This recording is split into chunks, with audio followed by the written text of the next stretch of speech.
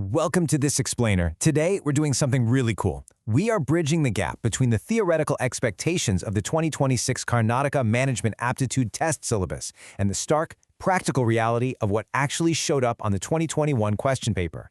If you're prepping for this exam, you've probably stared at those giant lists of topics and thought, okay, but how does this actually look on test day? Well, buckle up because we're going to put theory into practice right now. Here's how we're going to break it down. First, unlocking the KMAT syllabus. Then, testing your verbal ability. Third, decoding reading comprehension. Fourth, crunching the quantitative numbers. And finally, preparing for logical reasoning. Let's get into it. All right, part one, unlocking the KMAT syllabus. You know, when you first look at the massive pile of KMAT study material, it can feel like a totally impenetrable wall, right? But mapping out the official roadmap is absolutely your first step to conquering it. I mean, you can't beat a test if you don't really understand how it's built from the ground up. And this brilliantly illustrates the three main pillars of the 2026 syllabus. You've got VARC, which covers vocabulary and grammar. Then quantitative ability, handling arithmetic and geometry, and finally, logical reasoning, which focuses on puzzles and deductions. You're definitely going to want to keep this three-pillar structure in your head as your ultimate study checklist. Moving right along to part two, testing your verbal ability.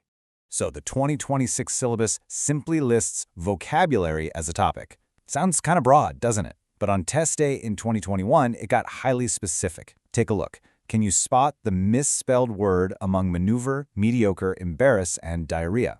The test makers aren't just checking if you know a tricky definition, they really want to see if you know its exact structural makeup. Well, if you picked option C, you absolutely nailed it.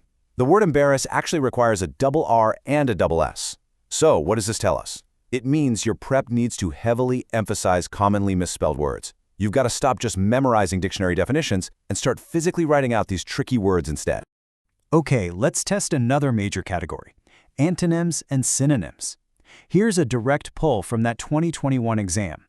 What is the exact opposite of the word laud? Is it tribute, condemn, amalgamate, or revive?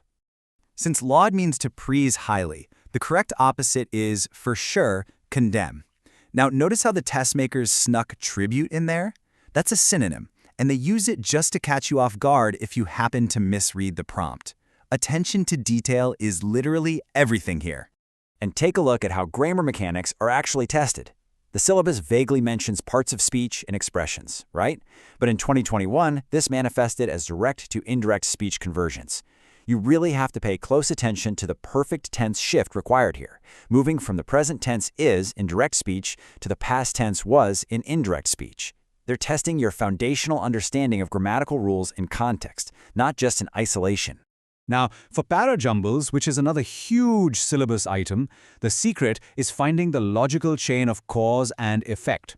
By tracking the exact narrative sequence of an accident, you can spot the flow. It starts with a speeding car in step S, then the cyclist doesn't notice in step Q, they are blinded by a bullock cart in step P, and the tragic result is a head-on collision in step R. Connecting those dots, finding those logical cause and effect links is exactly how you crack this section. All right, let's switch gears to part three, decoding reading comprehension. The 2021 exam featured a really gripping, socially relevant passage. It introduced readers to Roshni, a 12-year-old rebel fighting against her own arranged child marriage. She actively sought help, crying out to a local children's group, "My grandparents are getting me married, you have to do something." It's an intense, fast-paced narrative that you have to parse very quickly while under the pressure of the clock. And the multiple-choice questions for this passage didn't test deep, abstract themes. Instead, they tested direct retention of this micro-arc. You had to recall exactly what she rebelled against, child marriage. You had to identify her specific allies, which was a coalition of 20 children, grandparents, elders, and teachers. And you needed to know the tragic backlash she faced at 16, being taunted and beaten, before finally reaching her resolution of escaping the village to attend college. So the major takeaway here? You have to read for active retention of sequential facts. Okay, let's dive into part four, crunching the quantitative numbers. Let's see how the exam builds your analytical muscle. And, maybe tests your math anxiety just a little bit. Try to solve this classic ratio and proportion problem pulled straight from the 2021 paper. It involves calculating the changing ages of a father and son over a 16-year span. At first glance, this looks like a pretty simple word problem. but it actually requires you to set up simultaneous equations and track variables across time. If you set up your variables correctly, defining their present ages, and adding the 8-year increments to both sides of the equation, you'll find the father will be exactly 2 times his son's age at the end of that 16-year span. This really proves that equations aren't just abstract formulas, they are tested through multi-step practical word problems. Here's another core syllabus topic in action: time and work calculations. Say person P can do a job in 15 days, and person Q can do it in 20. If they team up for just 4 days, what fraction of the total work is left on the table? By applying fraction fundamentals, basically calculating their combined daily work rate of 1/15th plus 1/20th and multiplying that by 4 days, we find that exactly 8/15ths of the job is left unfinished.